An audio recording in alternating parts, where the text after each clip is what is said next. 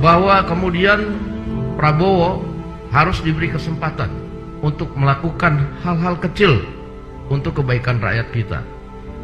Tolong dikawal. Tadi kita akan mengidentifikasi perkebunan-perkebunan yang tidak terdata, yang hasilnya selama ini kemudian tidak masuk ke negara dan jumlahnya demikian banyak. Dan banyak juga yang tidak happy kalau kemudian nanti misalnya Pak Prabowo agak keras dalam pendampingan di kementerian lembaga dengan melibatkan aparat penegak hukum, KPK maupun kejaksaan dalam rangka mengawal proyek-proyek yang bersifat besar. Awal Januari ini Sabang Merauke Circle dan KSPSI menggelar diskusi bertajuk Pembangunan Indonesia 2025. Harapan dan tantangan di Hotel Grand Side Jakarta. Apa yang istimewa dari acara ini? Yaitu jarak yang setipis kertas antara mereka yang selama ini bersuara di luar pagar istana dengan mereka yang berada di lingkar dalam kekuasaan. Dan yang diucapkan di forum ini terdengar dari rumpun yang sama, yaitu kehendak mengembalikan pemerintah sebagai penjaga keadilan sosial, yang membela hak-hak buruh, yang menolak negara dikendalikan pemilik modal, serta ketegasan membangun pemerintah yang bersih, yang berpihak pada yang lemah.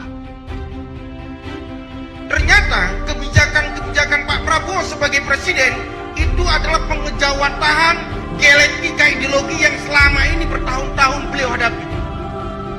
Makan bergizi gratis, subjek objeknya adalah rakyat Indonesia. Pelaku penyedia makan bergizi gratis adalah para petani sayur, para peternak daging. Penerimanya adalah anak-anak Indonesia. Kita tahu bahwa selama ini ada pertanyaan tersimpan di balik benak publik. Apakah Presiden Prabowo masih bersama kekuatan masyarakat sipil kritis yang selama ini berada di belakangnya? Juga apakah ia berpaling dari gagasan yang telah ia ucapkan sejak awal terjun ke politik? Pikiran sosialistik yang ia wariskan dari sang ayah yang ia tumbuhkan dalam partai dan jalan perjuangannya. Di forum ini, jawaban itu diucapkan dengan verbatim oleh mereka yang berada di sekitar Pak Prabowo. Ketika presiden kita itu ideologis ya, dan ditempatkan oleh Straits Times kemarin sebagai presiden masuk 10 besar berpengaruh di dunia, kita harus kerja cepat tuh menyongsong supaya yang saya sebut sebagai pragmatisme developmentalism. Jadi kita jangan bicara ideologi lagi. Ideologi selesai oleh Pak Prabowo. Anda sedang mendengarkan kata-kata negara. Ada banyak tantangan yang dihadapi Presiden Prabowo dari oligarki yang bertahun-tahun menguasai lahan dan sektor publik, termasuk kondisi keuangan negara yang terus menyempit. Maka kita tak bisa berharap ia mengeluarkan kebijakan yang benar-benar ideal di awal pemerintahannya.